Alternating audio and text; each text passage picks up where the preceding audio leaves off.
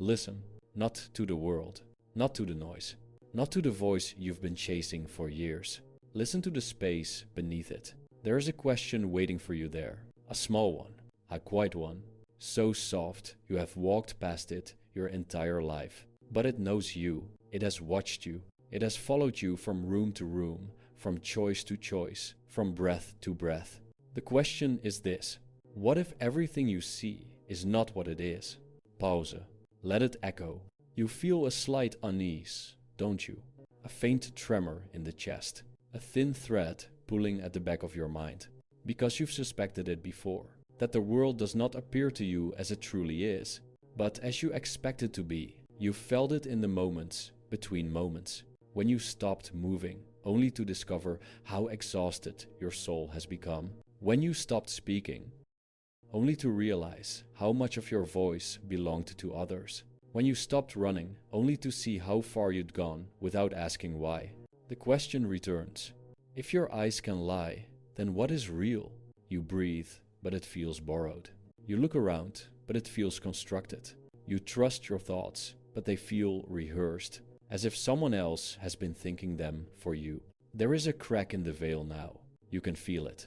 A thin line of light beneath the door, a whisper behind the mirror, a truth waiting in the shadows.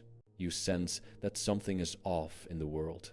Not broken, but distorted, like a reflection on water trembling from an unseen wind. The question tightens.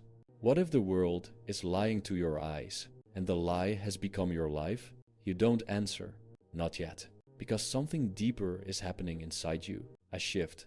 A loosening.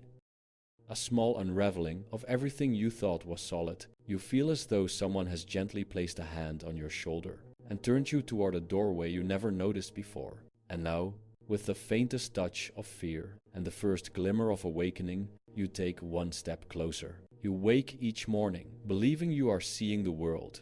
But you are only seeing your version of it, a private film projected onto everything you touch. You call it reality, but it is memory, habit, fear, desire, 1,000 unexamined beliefs stitched together into a single moving picture, and you live inside that picture, as if it were the only world that exists. Yet something inside you knows that the picture flickers, that the edges blur, that the colors shift depending on your mood, your past, your wounds. You think you see truth, but what you see is a mirror polished by your childhood, a mirror cracked by your disappointment, a mirror fogged by the breath of your expectations. And every day you walk toward that mirror, believing it is a window. You think you want freedom. What you want is control. Control over the story that plays in your mind. Control over the characters. Control over the ending you keep rewriting. But control is fragile. It trembles at the sound of uncertainty. It breaks under the weight of the unexpected.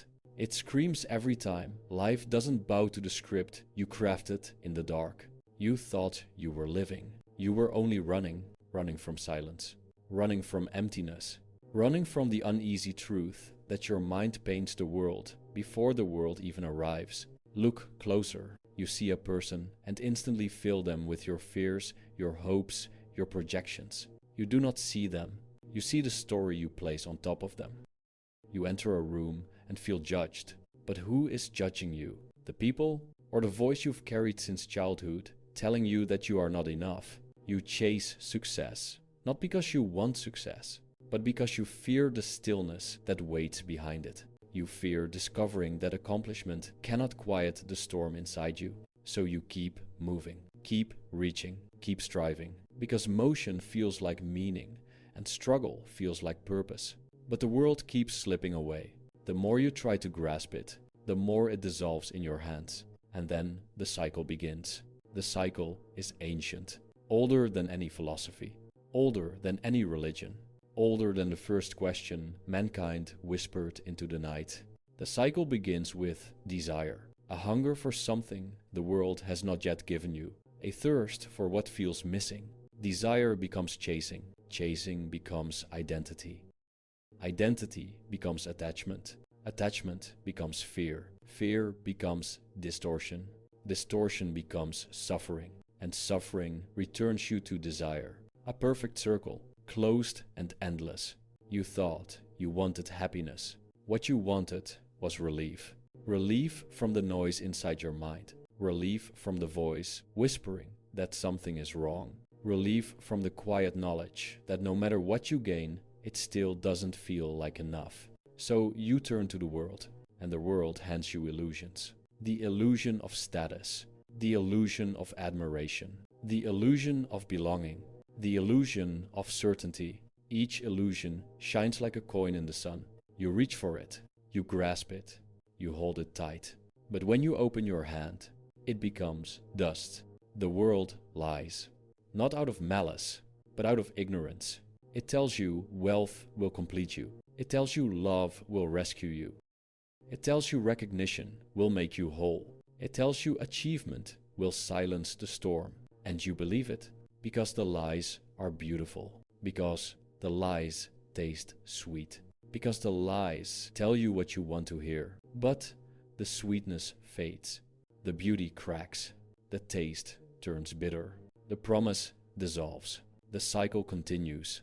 And deeper still, beneath the illusions, beneath the promises, beneath the chasing, there is something even more subtle. You shape your world before the world ever touches you. Your mind does not receive reality. It filters it, bends it, paints over it.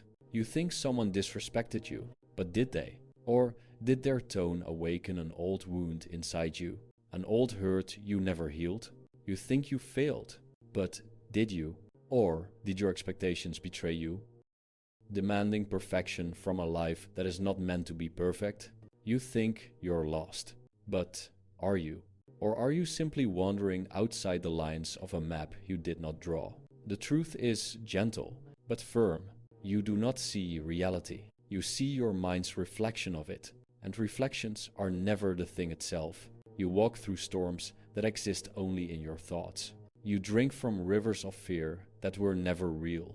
You build walls around yourself, made of shadows, and then wonder why you feel trapped. You call it life. But it is a dream, a waking dream, soft and persistent, woven from memory, habit, and emotion. And yet, even dreams can be seen for what they are, if you know how to look. But you don't look, not yet. Because something inside you still believes the dream is safer than the truth. You cling to the illusions, not because they fulfill you, but because they distract you. They keep you from hearing the deeper silence, the silence that asks for honesty. Honesty about who you are, honesty about what you fear, honesty about the story you keep replaying in your mind, as though it were the only story possible. The world is lying to your eyes. But the lie began inside you, and so the cycle continues.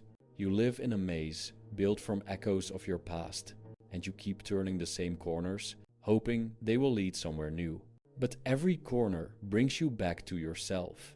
The same doubts, the same fears, the same hunger, the same emptiness. And one day, whether in a moment of exhaustion, or heartbreak, or quiet desperation, you begin to see the pattern, not fully, not clearly, but enough for a thin crack of awareness to slip through. A moment arrives, a moment so small you almost miss it. A pause, a breath, a subtle shift in the way you look at the world. And you whisper to yourself, maybe it's not the world that's broken, maybe it's the way I'm seeing it. This is where the descent begins. This is the part you've avoided your whole life, the part that asks you to stop looking outward and begin looking inward. Not to think, not to analyze, not to explain, just to see, quietly, honestly, without the armor of your usual thoughts. So breathe, slowly, as if you're holding something fragile inside your chest. Because you are. You're holding yourself. And for the first time in a long time, you are finally ready to look. There is no judgment here, no pressure, no expectation. Only stillness. Stillness that feels almost unfamiliar, like a room you once lived in, but abandoned long ago. You step into it cautiously, not because it's dangerous, but because it is true, and truth makes unprepared hearts tremble. This is the descent, not downward, not into darkness, but inward, beneath the layers you've wrapped around yourself for years. Listen, there is a faint hum beneath your thoughts, a vibration, a quiet pulse. It has always been there, speaking to you in the moments between distractions. You were too busy to hear it, too frightened to face it, too invested in the stories playing in your mind, to notice the silence waiting behind them. The descent begins with observation, not of the world, of your own mind. You notice a thought, a memory, a fear, a desire. It rises like a ripple on the surface of a lake. It appears, it moves, it fades. Another comes, and another, and another. You watch them, not with resistance, not with attachment, just with awareness. For the first time, you see that the thoughts you feared are not chains. They are clouds, appearing, passing, dissolving, and the sky beneath them is untouched. You realize something subtle. You are not your thoughts. You are the space they pass through. You are the silence behind the noise, the awareness behind the story, the calm behind the storm. This truth does not shout, it whispers. And as you listen, the world inside you begins to reorganize. The noise softens. The inner storms lose their force. The illusions loosen their grip. You feel something you haven't felt in years. A gentle spaciousness, a lightness, a soft opening somewhere deep within. You sit with it, not to understand it, not to capture it, just to feel it. This is the descent, the moment when you realize the world you feared was built from thoughts you never questioned. The moment when the mirrors you chased finally stop reflecting illusions. The moment when the dust settles and you see the quiet shape of your own awareness beneath everything else.